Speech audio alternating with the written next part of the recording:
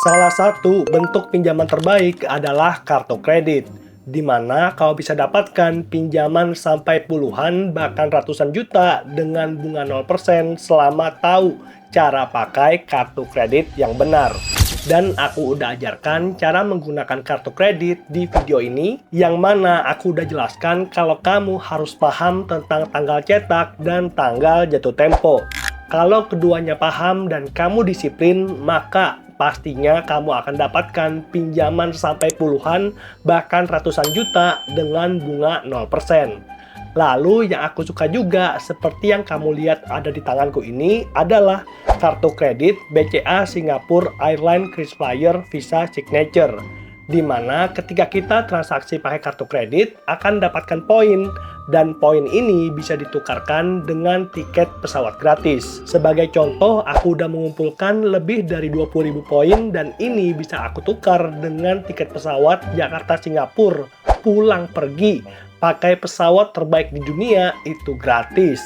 Makanya aku menyarankan untuk kamu yang belum punya kartu kredit itu harus punya yang namanya kartu kredit ya, minimal satu, agar nantinya skor kredit kamu bisa meningkat dan ini akan jadi histori sehingga kedepannya kalau kamu butuh pinjaman lain seperti KTA atau mungkin KPR akan di ACC dengan jauh lebih mudah. Oke, itu adalah beberapa keuntungan dari kartu kredit.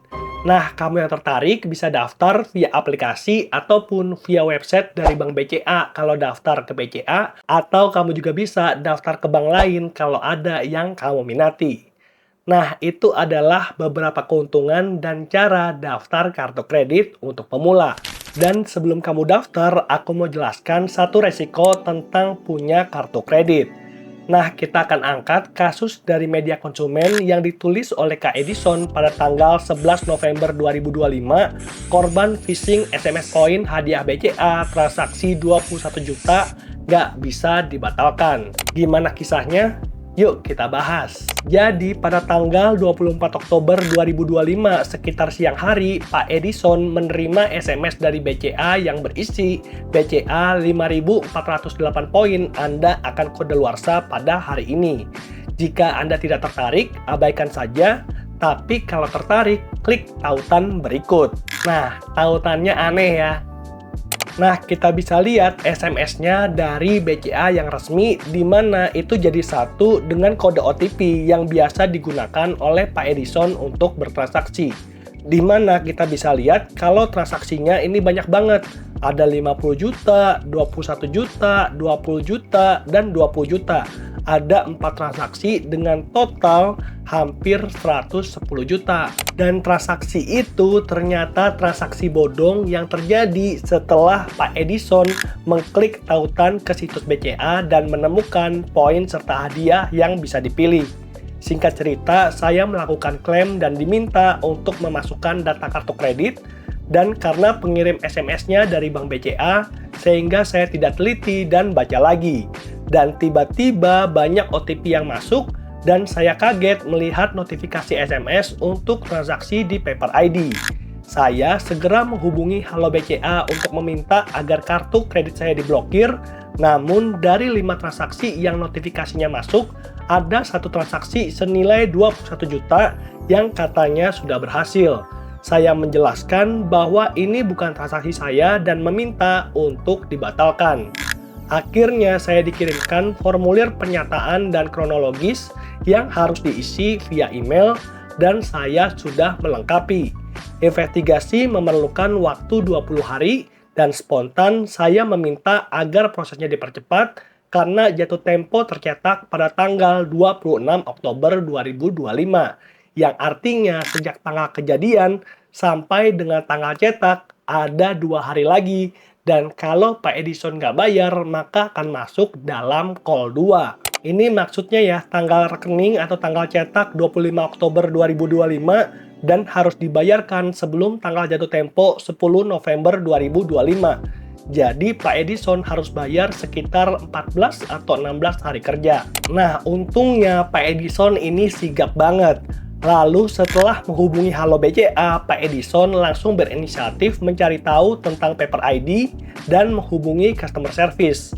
Saya langsung mengirimkan pesan WhatsApp menjelaskan kronologis bahwa saya terkena phishing dan jika ada dana yang berhasil dalam transaksi, mohon untuk ditahan dan diminta untuk investigasi karena saya tidak melakukan transaksi tersebut. Akhirnya, pihak Paper ID meneruskan keluhan saya dan menemukan bahwa ada transaksi pada 4 digit kartu kredit yang saya sebutkan sudah berhasil. Namun, pihak Paper ID sangat cepat dalam melakukan validasi seperti meminta foto selfie dengan KTP, tapi nicknya di-blur dan kartu KrisFlyer saya juga di-blur. Hanya menyisakan 4 digit belakang untuk validasi. Dan prosesnya itu lebih cepat nih daripada BCA.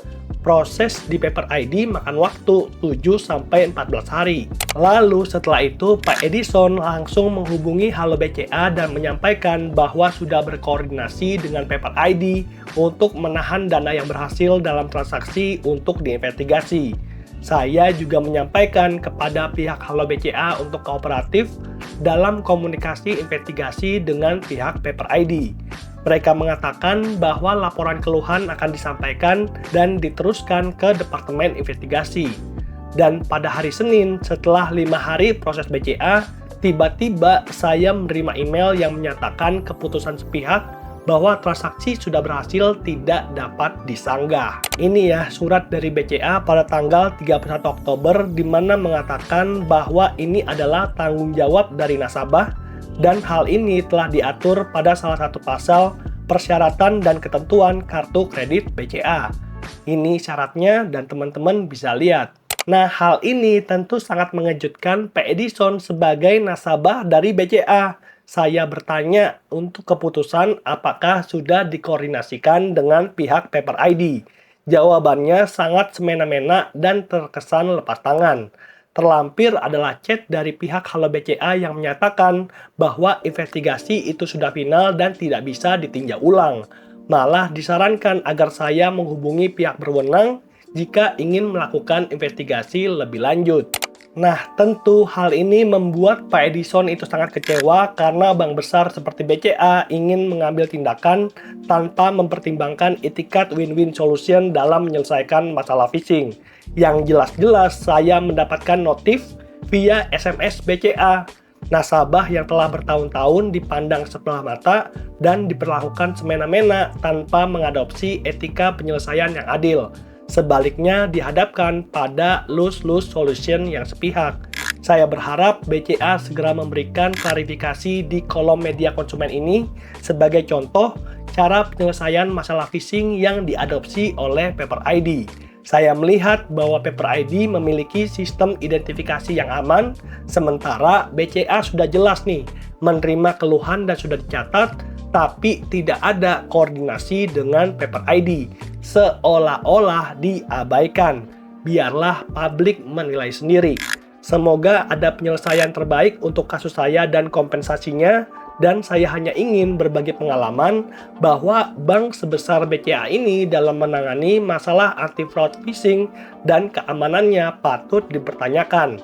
Mereka lebih memilih penyelesaian sepihak tanpa melakukan investigasi terbuka terhadap provider yang terlibat dalam penipuan dan juga phishing dengan alasan OTP dan lain-lain secara sadar. Mohon OJK dapat membantu masalah ini dari Pak Edison Jakarta Barat.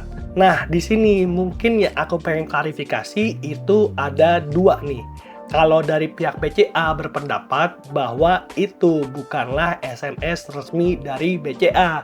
Dan yang kedua, kalau OTP udah dikirimkan kepada nasabah, maka tanggung jawab sepenuhnya ada di nasabah. Nah, masalahnya kita sebagai nasabah, dari mana kita tahu ini SMS BCA atau bukan? Nah, kalau aku pribadi, kalau kayak gini kejadiannya, maka jangan pernah kamu klik link apapun, mau dari BCA resmi, mau bukan bank BCA, jangan pernah klik link apapun di SMS dan juga WhatsApp, apalagi masukkan informasi kartu kredit. Itu big no besar. Oke, karena kalau sudah begini kejadiannya, kita sebagai nasabah tentu akan repot, apalagi BCA nih lepas tangan nih.